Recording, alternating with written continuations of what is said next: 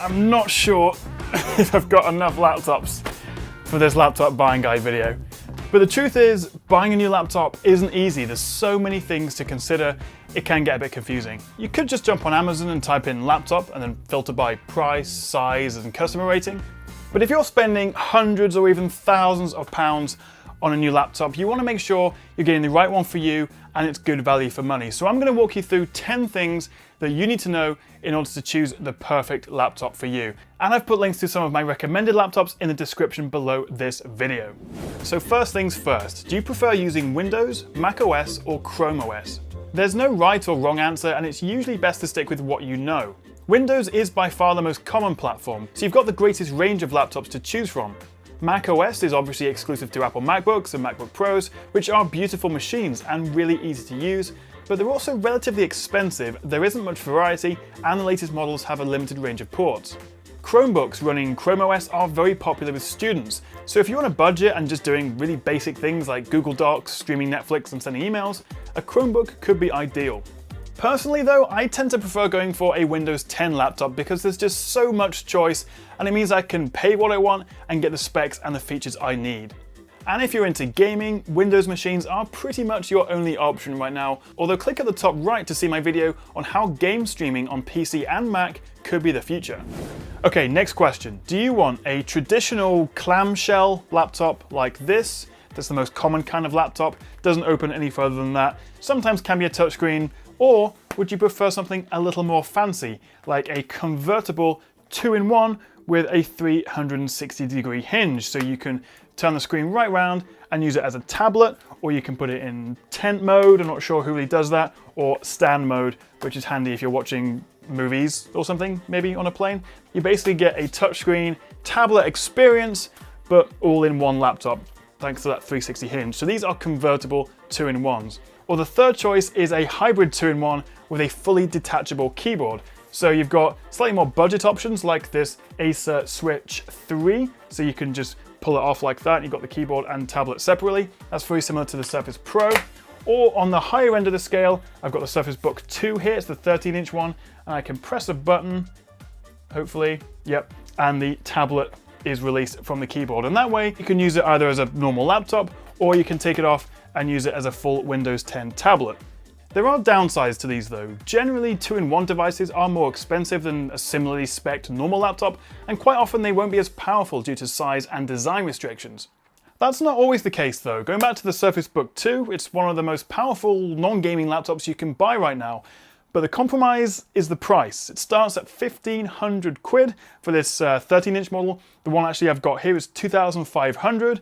For the 15-inch model, well, it's even more expensive. So when it comes to power versus portability versus price, low price, generally you can only get 2 out of 3. Now let's talk about size, because most laptops have 13, 14, or 15-inch screen sizes. You do get a few 11-inch budget laptops and some huge 17 or 18-inch gaming beasts, but we'll talk more about that in a bit. Generally, as you'd expect, the smaller the screen size, the lighter and more compact it is. So 13 and 14-inch Ultrabooks, which is just a fancy name for thin and light laptops that use Intel chips, make great travel companions. Anything bigger and you'll struggle to get any work done on trains or planes. But bigger 15-inch laptops like this can be more powerful. Often there's room for a dedicated graphics card, and they can use more power-hungry processors. But the good news is that brands are putting bigger screens into more compact and travel-friendly bodies by trimming the size of the bezel around the screen. So if you're going to leave your laptop at home or in the office, you may as well go for something a bit bigger and therefore hopefully a bit more powerful. But if you want something that's good on the road and you'll barely feel in your backpack, then maybe consider a 13-inch Ultrabook like one of these. But if you can afford it, a high-end MacBook Pro 15, XPS 15 or Surface Book 2 15 are relatively compact for their size and offer really high-end performance. The whole time you're using your laptop, you're looking at the screen, so you want to make sure it looks good. Firstly, make sure it's got an IPS screen. You can check the tech specs or reviews to see if IPS is mentioned, as they offer much better color accuracy and viewing angles. The alternative is a TN screen, which is still used on some cheaper models and is okay, but it can look grainy and viewing angles are pretty terrible. You should also consider the screen's resolution, but don't worry about this too much. Ideally, go for a laptop with a full HD, so that's a 1920 by 1080 resolution. Even though everyone's talking about 4K, unless it's a 15-inch or bigger laptop and you really want those extra pixels for watching 4K movies or if you're editing 4K video, I'd avoid it as it has a big impact on your battery life and your frame rate in games, and it's unlikely you'll really notice the difference. If you thought this video couldn't get any more exciting, you were wrong, because now we're going to talk about tech specs, which actually, as dull and complicated as it can be, is super important for knowing what kind of performance you're going to get from a laptop. So there's three main things to consider: the processor, the RAM, and the storage. And maybe also graphics cards if you're into gaming or you run more intensive workstation applications. The most important thing is the processor. You'll see most mid-range or high-end laptops come with an Intel Core i3, i5, or i7 processor. Generally, higher the number, the better the performance you get. Unless you're doing lots of photo or video editing or more intensive tasks, a Core i5 will be just fine. But also look for what generation it is. Every year these chips get refreshed and improved, with the latest 8th generation processors now offering 4 cores rather than 2, which is better for multitasking. 7th generation chips are still fine. I still use this Dell XPS 15, but where possible, try and get the latest one. Some cheaper laptops will come with a Pentium or a Celeron processor, but unless you're using it for more basic tasks or you're on a super tight budget, I'd try to avoid these as a rule of thumb. And then we've got RAM, which is much easier. Usually you'll get 4, 8, or 16 gigabytes of RAM in a laptop. Again, unless you're going for a basic machine, I'd avoid 4 gigs. The sweet spot is 8 gigabytes. For video editing, rendering, or any sort of power user, go for 16 gigs where possible. And finally, in terms of specs, let's talk about storage. And I can't emphasize this enough, how important an SSD or solid state drive in your laptop is. It makes a huge difference just to how fast everything feels, from boot times, opening programs, generally using the desktop. I really do highly recommend making sure your new laptop comes with an SSD. Some laptops have both, like a 32 or 128 gigabyte SSD, and then a second higher capacity hard drive. That's fine too, and is arguably the best of both worlds. You get the SSD speed boost for Windows, but you also get enough storage for all your files. But let's keep things simple.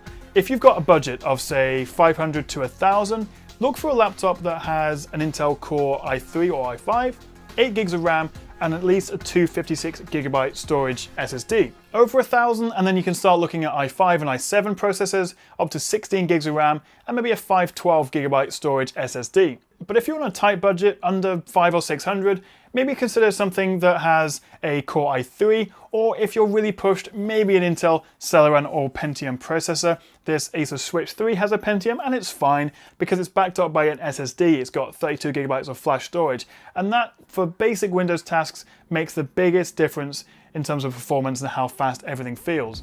Now let's move on to gaming, because while that lot will play some games maybe at lower to medium settings if you drop the resolution, if you want to play games seriously and up the res, up the graphics, have higher frame rates, you're going to want to look into a gaming laptop. This is the HP Omen X I've got here. And these generally come with an i7 processor, 16 gigs of RAM, and importantly, a dedicated graphics card. While this is going to be ideal for gaming, there is a halfway house between someone who wants a powerful but still portable laptop and someone who just wants the best gaming performance possible. And you can still get dedicated graphics cards in laptops like these. The Dell XPS 15 I've got here, or the Surface Book 2, they both come with an NVIDIA GTX 1050. So look for either NVIDIA GTX or AMD RX or AMD Vega branding on a laptop. That means it has a dedicated graphics card, which will make your laptop a lot more powerful and capable of playing games with higher settings and at higher resolutions. I will be making a separate video all about gaming laptops, so make sure you click that subscribe button and also click that notification bell, or tap it if you're on a phone, so you don't miss that. USB, HDMI, card readers, ports are really important, and to be honest, all I would recommend is making sure the laptop you get comes with at least one USB 3.1 Type-C port. It is still relatively new, but it can do pretty much everything and will definitely future-proof your laptop. But even if the specs and the price and the size, everything is right, if the keyboard and the touchpad are rubbish, then it's not going to be very nice to use. In my experience, MacBooks and MacBook Pros have the best touchpads. They're big, responsive, and there's great gesture support in macOS. For Windows laptops, try and get one with a Microsoft Precision touchpad. This basically guarantees the touchpad will be fast and precise. If you're not sure if it's got one, just Google the laptop's name along with Precision touchpad and see if any reviews mention it.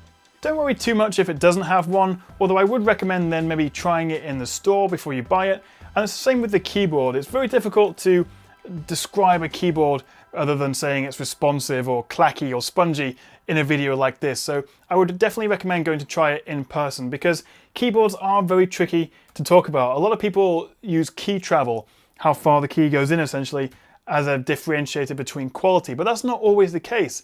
And the latest keyboards, say on the MacBook Pros, have very, very minimal key travel, but are still very good, so it's not a great indicator. But what about battery life? How long should your laptop last? Well, anything quoted above 6 hours is decent, but since most brands test them at low brightness, if a retailer says 6 hours, you can expect more like 4 in the real world. The size of the battery, 4K resolution screens, graphics cards, and older generation processors have the biggest impact on battery life. Most reviews you read will tell you how long a laptop lasts, but if you can get one with at least 6 hours, but preferably 8 to 10 hours, then that'll do nicely. If you're still here, I'm very, very impressed, because that was a lot to take in, and I appreciate you sticking with me. Hopefully that's made things a little bit clearer. Now you know what to look for when you go out and buy a new laptop. I will put links to my recommended laptops in the description below for all sorts of different budgets, and I will keep them updated as well with the latest models as they come out. And if you've got any other questions, or if you've got some laptop buying advice of your own that maybe I've missed, put it in the comments below and then we can share it with everyone. And if you want to see more of these types of videos, tap that like and subscribe button below. Thank you very much for watching, guys, and I'll see you next time right here on the Tech Chat.